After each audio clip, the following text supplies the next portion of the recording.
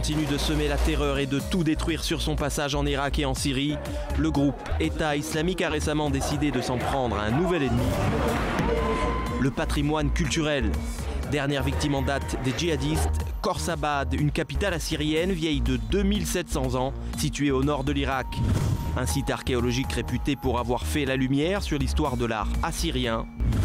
Plus tôt cette année, d'autres cités antiques ont été vandalisées par Daesh, comme Nimroud et Hatra, toutes deux inscrites au patrimoine mondial de l'UNESCO.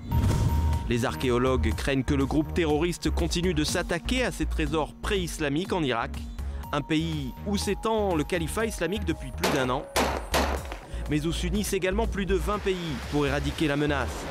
Cette semaine dans Focus, on vous emmène en Irak.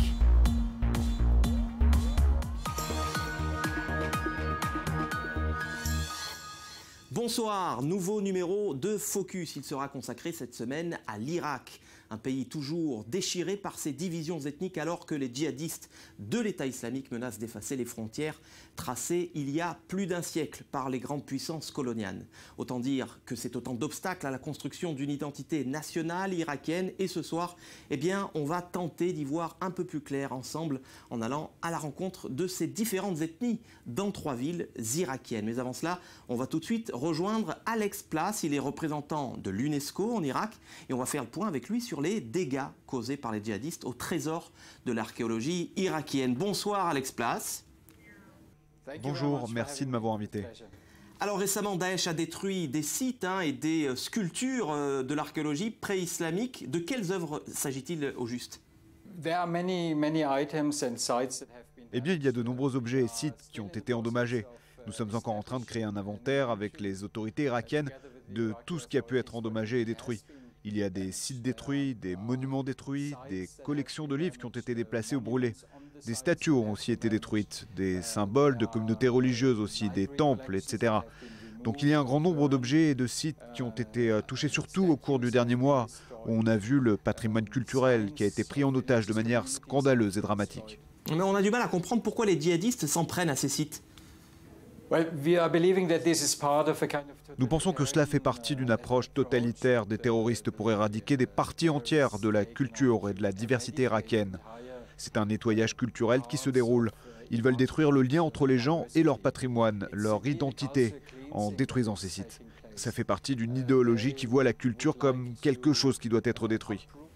En situation de guerre, que peut faire l'UNESCO pour protéger ces sites finalement ? Nous ne pouvons évidemment pas nous rendre sur place. Nous ne pouvons pas envoyer une armée pour protéger les sites. Nous ne pouvons pas être là physiquement pour les protéger. Ce que nous pouvons faire, c'est d'en parler. On peut essayer de contrebalancer ce qu'il se passe en appelant la communauté internationale à défendre cela. Nous appelons les politiciens, les dirigeants religieux à exprimer leur inquiétude et dire haut et fort que la destruction du patrimoine n'est pas justifiée. Nous appelons aussi des professeurs à parler de la signification de ce patrimoine. Nous appelons les jeunes aussi à défendre ce même patrimoine. Il y a eu une très bonne initiative où des étudiants de l'école d'art de l'université de Bagdad sont venus manifester contre la destruction du patrimoine culturel dans leur pays. Nous avons aussi alerté l'ONU et le Conseil de sécurité qui a convoqué une réunion spéciale pour analyser les dégâts et la sécurité sur place. 2 choses qui sont très étroitement liées.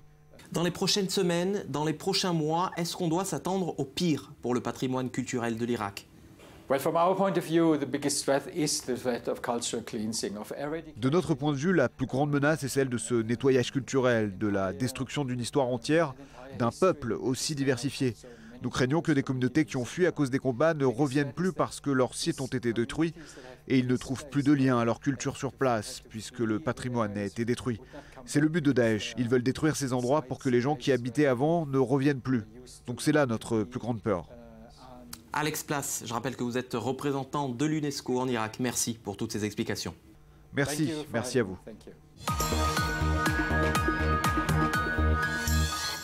Face à Daesh, ils sont en première ligne. Chaque jour, les soldats kurdes, les peshmerga, repoussent l'avancée des djihadistes dans le nord de l'Irak. Un combat qui pourrait en servir un autre, celui que le peuple kurde mène pour son autodétermination. Alors pour en parler, on va prendre la direction d'Erbil, c'est la capitale du Kurdistan irakien, où nous attend Aram Jamil. Bonsoir Aram. Bonjour Cyril. Alors d'abord, Aram, la première question que j'ai envie de vous poser, expliquez-nous un peu quel quotidien vous vivez en tant que Kurde dans des conditions aussi instables. Eh bien, la situation n'est pas aussi grave que ce que vous pouvez imaginer. La vie continue comme d'habitude. On ne ressent pas vraiment l'impact de la guerre ici à Erbil. À Erbil, on est plutôt en sécurité, on n'entend pas les explosions et toutes ces choses qu'Al-Qaïda et l'État islamique fait. Bien sûr, quand l'État islamique publie une vidéo, on voit nos soldats, les Peshmerga. Cela affecte l'humeur des gens. On réalise soudain qu'il y a une guerre à seulement 60 km de nos frontières, que des gens meurent, qu'ils sont tués. Est-ce que vous pensez, Aram, que l'offensive lancée par les Kurdes contre l'État islamique va pouvoir vous aider à faire valoir vos revendications pour une autonomie au Kurdistan irakien ? Personne ne s'attendait à ce qu'on arrive à résister à l'État islamique après que l'armée irakienne a échoué. Beaucoup de gens ne savaient même pas que les forces kurdes existaient et ils étaient très surpris de voir des femmes, dans un État musulman, participer au combat, se battre contre des groupes qui ne les considèrent même pas comme égales. Mais nous avons réussi, la communauté internationale l'a vu et nous a beaucoup aidés. Plus de 50 pays nous fournissent des armes et nous entraînent. Quelle est la situation de la minorité kurde en Irak? Est-ce que vous diriez que les Kurdes se sentent irakiens? Les gens de ma génération ne se sentent pas vraiment irakiens.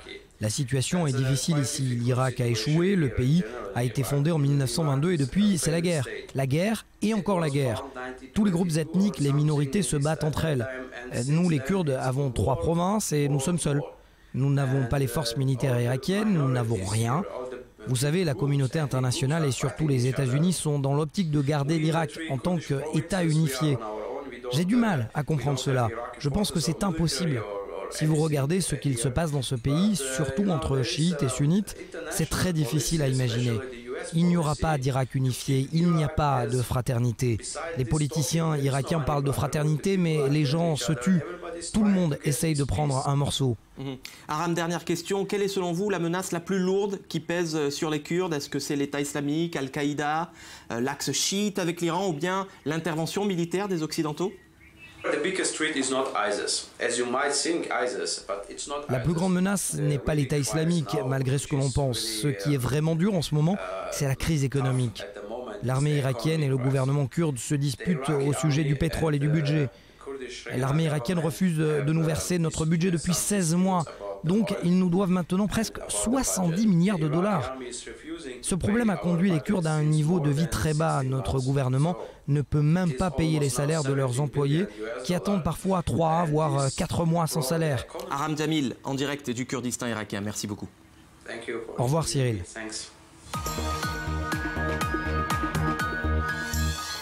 Allez, comme chaque semaine, 5 infos à retenir de l'actualité en Irak. C'est tout de suite en bref et en images. Les États-Unis ont rendu plus de 60 objets historiques à l'Irak la semaine dernière, après que ceux-ci aient été volés au pays.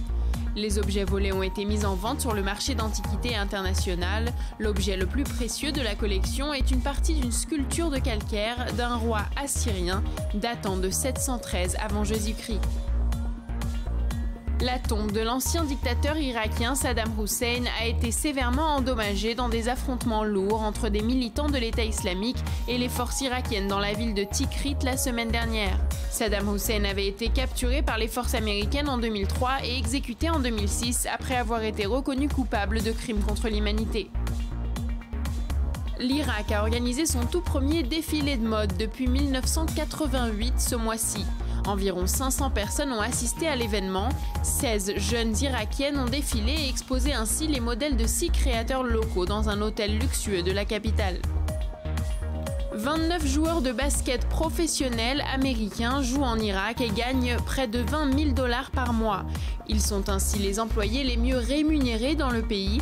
Malgré la crise en Irak et le conflit avec l'État islamique, les sports professionnels demeurent une priorité dans le pays.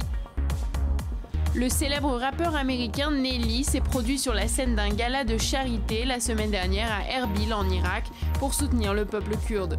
L'événement a été organisé par une association humanitaire et les bénéfices de la vente de billets ont été versés aux personnes touchées par le conflit dans la région.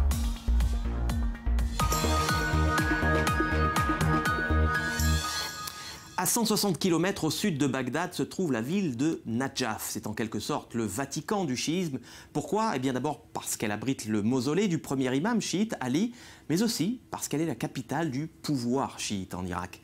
Pourtant, depuis que l'État islamique s'est emparé des villes voisines, eh bien Nadjaf est devenu un sanctuaire pour les réfugiés sunnites contraints à l'exode. Pour en parler, on va tout de suite rejoindre Din Moussavi. C'est un activiste chiite, il habite à Nadjaf et il est anciennement réfugié en Iran. Bonsoir Din. Bonjour, merci de m'avoir invité. Alors Din, pouvez-vous nous dire d'abord comment les réfugiés sunnites sont-ils accueillis dans votre ville? Alors tout a commencé avant l'invasion de l'État islamique. Il y avait des réfugiés à Anbar et à Saladin. Ils ont fui le conflit et les militants d'Al-Qaïda qui étaient là-bas. Ils sont partis vers les villes de Karbala et Bagdad. Et de là-bas, ils ont été menés à Nadjaf. Ils ne s'attendaient pas à vivre dans des tentes, mais ils vivent comme ça. Alors je le disais, vous avez même été, vous-même été réfugié chiite en Iran. Racontez-nous un peu votre parcours. Eh bien, je suis né pendant la révolution de 1991, 2 mois après. Ma famille avait fui d'une ville à une autre et les membres de ma famille ont été séparés pendant les voyages. Mon père et ma mère se sont retrouvés après et ils m'ont emmené de l'Iran au Kurdistan. Les Kurdes nous ont aidés à fuir. C'est pour cela que je n'ai que des bonnes choses à dire sur les Kurdes. Aujourd'hui, vous diriez que vous vous sentez irakien profondément? Oui, je ne suis pas irakien dans le sens que je suis arabe. Vous savez, nous les Irakiens, nous ne nous considérons pas comme des arabes. Nous ne sommes pas les bienvenus dans le monde arabe. Ils nous voient comme des étrangers. Ils pensent que les chiites sont leurs ennemis. Nous sommes des gens qui ont des origines variées, mais nous ne sommes pas arabes. Nous parlons seulement l'arabe. C'est difficile pour vous d'être un chiite en Irak? Oui, ce n'est pas vraiment dangereux d'être chiite en Irak, mais c'est tout de même difficile. Je ne peux pas vraiment dire à haute voix que je suis chiite. Je pourrais être kidnappé ou tué. C'est à ce point. Je ne pouvais pas aller à Anbar, à Saladin, ni à Mossoul, même avant l'arrivée de l'État islamique. Je devais aller à Mossoul pour les affaires et donc j'ai dû retrouver les Peshmerga pour qu'ils m'y emmènent. Plus tard, les djihadistes sont venus et j'ai dû repartir. Le point de vue d'un chiite irakien. Merci Din Moussavi. C'est une communauté dont les racines plongent dans un passé vieux de 26 siècles. Les Juifs d'Irak. Ils constituaient une importante minorité avant l'opération israélienne Ezra et Néhémie qui a permis leur émigration vers le jeune État hébreu. C'était dans les années 50. Imad Levi faisait partie de ces derniers Juifs d'Irak, mais il a choisi lui aussi d'immigrer vers Israël. C'était il y a 3 ans. Il habite aujourd'hui dans les faubourgs de Tel Aviv et il est avec nous ce soir. Bonsoir Imad Levi. Bonjour. Alors Imad Levi, pour vous, être juif en Irak, ça signifiait quoi au juste?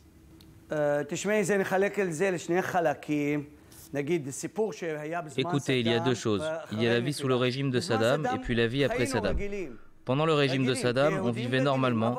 Bien sûr, on était une petite communauté et on restait entre nous, pas comme les chrétiens ou les musulmans, mais on vivait une vie normale. Après l'effondrement du régime, il ne fallait pas dire qu'on était juif. Même si la plupart des gens où je vivais me connaissaient, ils savaient que j'étais juif, que j'en étais fier et je n'en ai jamais eu honte, même lorsque je vivais en Irak. Qu'est-ce qui vous a poussé alors à émigrer en Israël? Il n'y a pas d'avenir en Irak. J'avais planifié de faire mon alia depuis longtemps, depuis le temps de Saddam, mais je n'avais pas réussi. Je n'avais pas réussi à obtenir un passeport, ils n'ont pas voulu que je sorte du pays. Même après Saddam, je n'ai pas réussi à avoir un passeport, jusqu'à ce que je sois obligé de partir. On m'a menacé. Ils ont mis une lettre de menace chez moi. Quelqu'un du gouvernement voulait prendre ma maison. Alors comment vous avez réussi à fuir? Des amis m'ont aidé. Ils étaient partis en Syrie. Ils sont revenus et m'ont aidé à obtenir un passeport. Et je suis parti en avion de Bagdad en Jordanie. Et de la Jordanie, j'ai pu faire mon alia en Israël. Est-ce que vous vous sentez encore irakien, Imad Levi? Non, malheureusement, je ne me sens pas connecté du tout. Mais c'est vrai que ça fait mal au cœur de voir ce qui se passe avec les gens là-bas.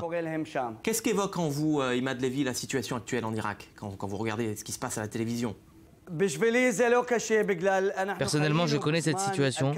J'ai vécu là-bas pendant la montée d'Al-Qaïda. Ce qui se passe maintenant, c'est Al-Qaïda, mais en plus cruel. C'est ce qu'ils font.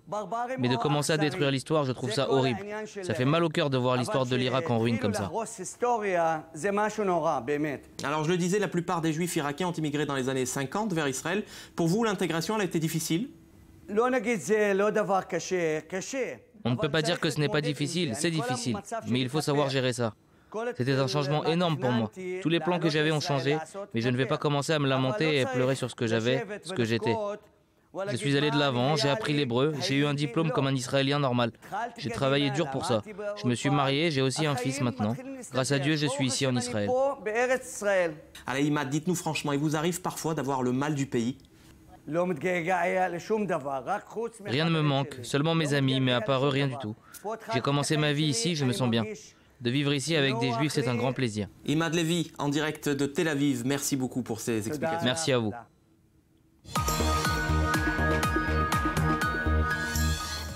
Voilà, c'est la fin de ce Focus spécial Irak. On se retrouve la semaine prochaine pour une nouvelle émission, même jour, même heure. En attendant, vivre curieux et rester focus, voilà ce qu'il nous reste à faire. À la semaine prochaine.